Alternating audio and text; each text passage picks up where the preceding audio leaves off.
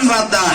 நாடிகள் பிடிச்சு நாமுடனை பார்க்கின்ற பொழுது, ஐயா தம்பி பொன்னரே, இந்த மலை மேல உன் தம்பிக்குத்தானே நலபாகத்து ஒன்னும் இல்லை தம்பி அறியாமே எங்கில் வாயிலே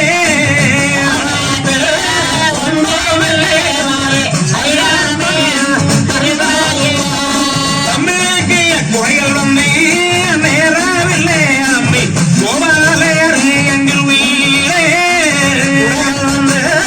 நேரவில்லை தம்பி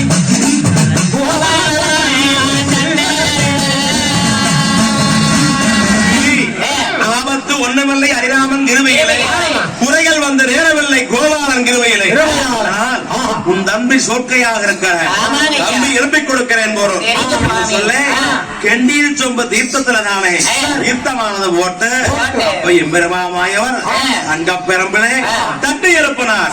எழுப்பீரே என் கோட கடை சங்கப்பமானே தங்கள் துணி மேல இருந்தார். துணி மேல இருந்துருச்சு அவர் என்ன தோரானங்க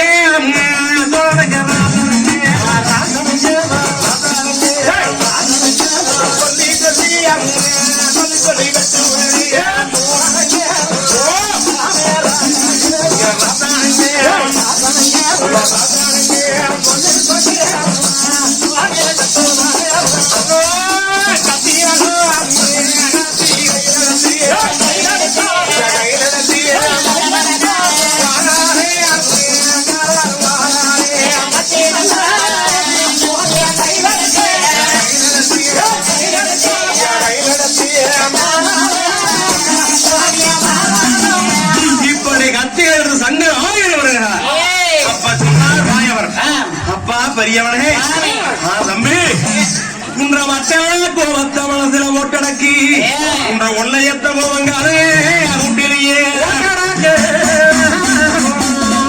ஆத்திரக்காரனுக்கு புத்திமுட்டுன்னு சொல்லுவாங்கப்பா. இந்த மலையை விட்டு இறங்கறக்கு கனவோ லாபோ ஏதோ ஒண்ணும் கிடையாது. இறங்க வேணும்னு சொன்னா உங்க நான் இறங்கறக்கு வழிவகுத்து கொடுக்கிறேன். எப்படி கேளு. எப்படி ஐயா 22 பேரு கண்களை முடிக்கணும். மலையை விட்டு இறங்க வரைக்கும் முழுசு பார்க்க கூடாது. என்ன சொல்லி உரியானது மாயவரப்போ 2 உரியானது கட்டி அந்த உரி வழியாக அண்ணமார் சாமிகளை உருகில் அமர வச்சார். அமர வச்சு ஆனா உணங்கொடியை கட்டி அப்படியே மாயவர்கள் இறங்க வரைக்கும் முழுகி கூடாதப்பா.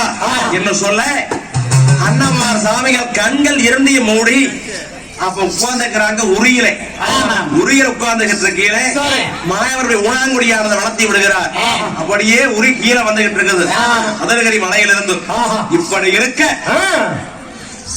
ஒப்பாறை கொட்டி ஒரு காலத்தில் உண்டாலும் தப்பாமல் தலையிறக்கும் தலைவர் சீமை ஆளக்கூடிய மேனாட்டு வேடுவ ராஜாக்கள் 1000 பேர்களும் சோழர்கள் 1000 பேர்களும் ஒன்று சேர்ந்து இந்த வளநாடு வருகிறாங்க. வளநாடு வந்து மாடு கொள்ளையானது அடிக்கிறாங்க. இப்படி கொள்ளைகள் சொன்னா கண்ணுக்கு கிடைக்கிற பொருளை எல்லாம் கொள்ளை அடிக்கிறாங்க. கொள்ளை அடிச்சிட்டு வரையில ஆனால் நந்தாவனத்துக்கு பக்கமாக வருகிறாங்க. வளநாட்டு அரண்மனைக்கு பக்கமாக வருகிறாங்க.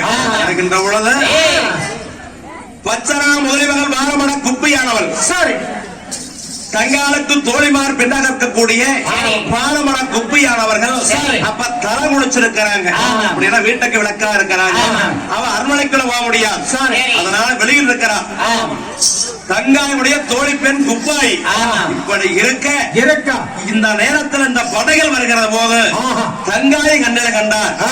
ஐயோ மாயவா, இந்த அரண்மனைக்குத்தானே அண்ணன் இல்லானே ரத்தீரே அண்ணன் அன்னை என்பானை வருதே கண்ணே படை வருதே அங்கே முன்னாள்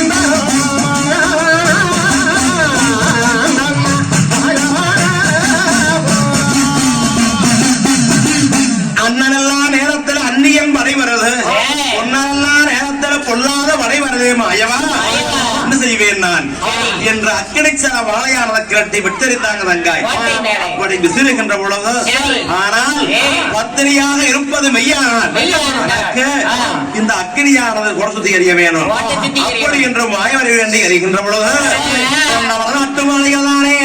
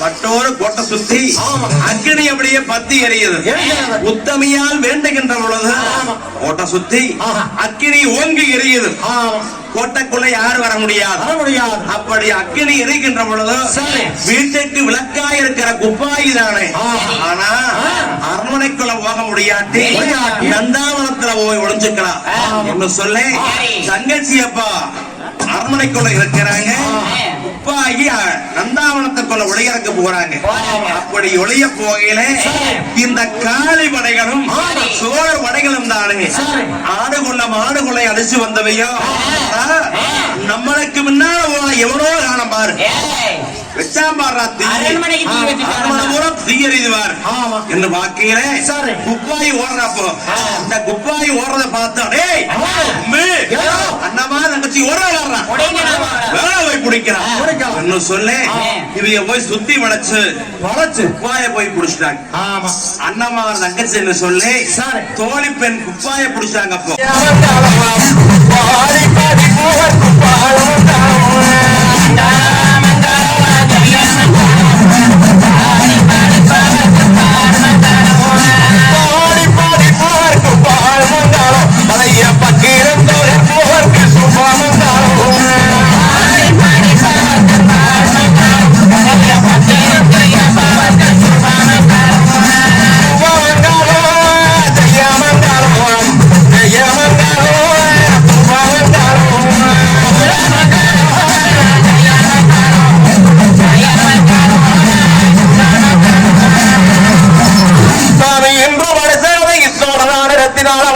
நடத்தி வைக்கும்